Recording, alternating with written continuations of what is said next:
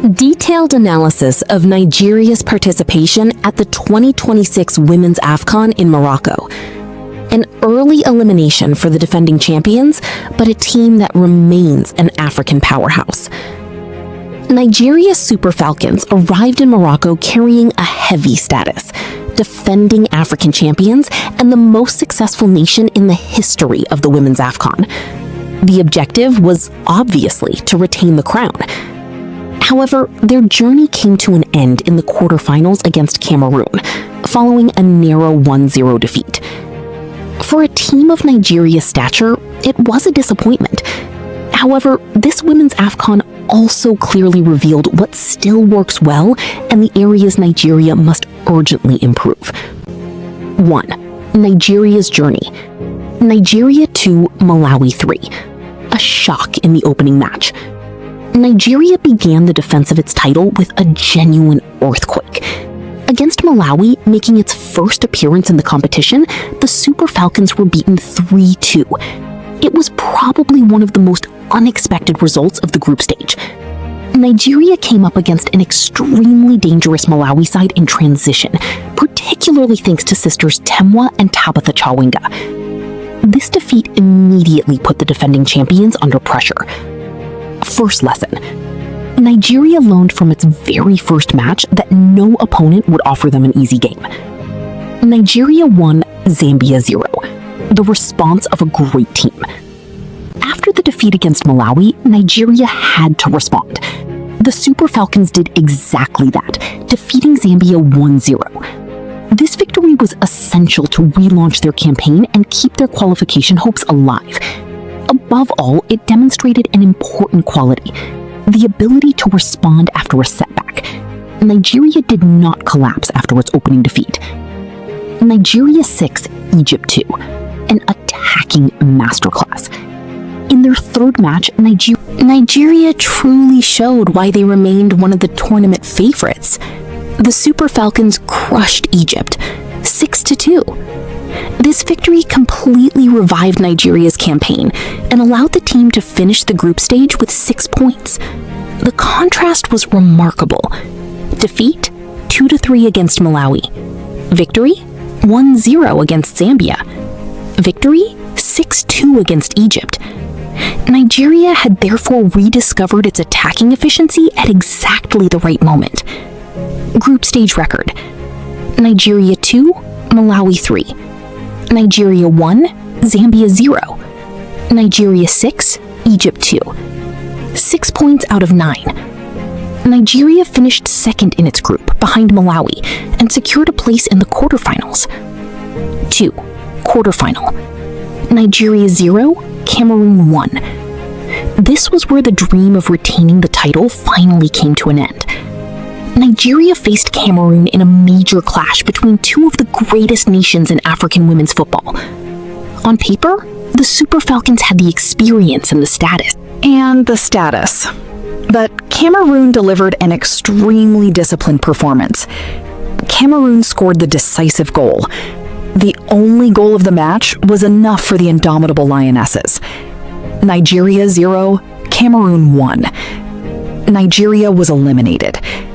And this defeat had particularly serious consequences.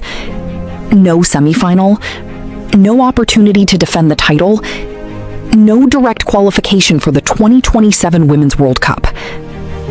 3. Trophies and overall record. No trophy in 2026.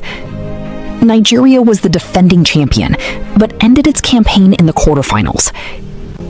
However, it would be unfair to describe this Women's Afcon as a complete disaster. Nigeria remains the most successful nation in the history of the Women's Afcon. And above all, its status as a major African footballing power remains intact. 4. Strengths to preserve. 1. Attacking potential. The 6-2 victory against Egypt showed that Nigeria still possesses an attack capable of causing enormous damage. When the team finds its rhythm, Nigeria can quickly create numerous chances and tear opposition defenses apart. This is a weapon that must absolutely be preserved. 2. The ability to respond. After losing to Malawi, many teams could have lost confidence. Nigeria responded with 1-0 against Zambia, followed by 6-2 against Egypt. This response revealed the character of the national team. 3. Individual quality. For years, Nigeria has possessed an exceptional wealth of talented players. Technique, speed, power, and international experience. The Super Falcons have players capable of making the difference individually. The problem, therefore, is not a lack of talent. It is more about how to use that talent collectively. 4. Experience in major competitions. This is probably one of Nigeria's greatest advantages. The Super Falcons are familiar with women's Afcon tournaments, finals, knockout matches, public pressure, World Cups, major African rivalries. This experience must not be lost. 5. Weaknesses to correct. 1. Slow starts to tournaments. Losing 3-2 to Malawi in the opening match was the first warning sign. A team aiming to retain its title should normally begin its tournament with greater control. Nigeria must therefore improve concentration from the opening minutes, tactical preparation, the management of transitions, the ability to adapt quickly to opponents. 2. Difficulties against organized teams. The quarterfinal against Cameroon was particularly revealing. Nigeria failed to score, despite having scored 5 goals against Egypt just a few days earlier. This showed that when an opponent manages to close down spaces and impose a compact defensive block, Nigeria can run out of solutions. The team therefore needs to develop greater attacking variety. 3. Efficiency in big matches. This is the major problem. Nigeria can be spectacular against certain opponents, but in decisive matches, chances must be converted into goals. The quarterfinal against Cameroon was exactly the kind of match where one opportunity can decide a team's destiny. This time, Nigeria was not efficient enough. 4. Managing pressure. Being the defending champion can become a burden. Every opponent wants to beat Nigeria. Every match becomes a special occasion. The Super Falcons must learn to turn that pressure into motivation rather than tension. 5. Preparing the next generation. This is another essential point. Nigeria has a rich and experienced generation, but no great national team can rely forever on past glories. The team must continue integrating young players, new attacking profiles, creative midfielders, new defenders, goalkeepers capable of competing at the highest level. The objective must be to keep Nigeria at the top across several generations. 6. What Nigeria must learn from this women's Afcon. The main lesson is somewhat paradoxical. Nigeria remains very strong, but African women's football is becoming much more competitive. Cameroon won the title. Malawi reached the final in its first ever appearance. Algeria won the bronze medal. Morocco once again reached the Final Four. Côte d'Ivoire finished top of its group. In other words, the Super Falcons can no longer rely solely on their reputation. They must now perform at a high level in every single match. And what about the 2027 Women's World Cup? The 2027 Women's World Cup? The quarterfinal elimination was also particularly costly because Nigeria was not among the 4 semi-finalists who secured direct qualification for the 2027 World Cup. Nigeria will therefore have to go through the qualification pathway available to the remaining African teams in order to keep its hopes of reaching the World Cup alive. This is an unusual situation for a nation of Nigeria's stature, but it could also serve as a positive wake-up call. My overall assessment. Rating, 6.5 out of 10. For an ordinary team, reaching the quarterfinals could be considered a good performance. But for Nigeria? No. Nigeria was the defending African champion. The natural objective was therefore, at the very least, to reach the semi-finals and defend its title. The positives. A strong response after the defeat against Malawi. Victory over Zambia. A dominant against Egypt. Qualification for the quarterfinals. Very high attacking potential.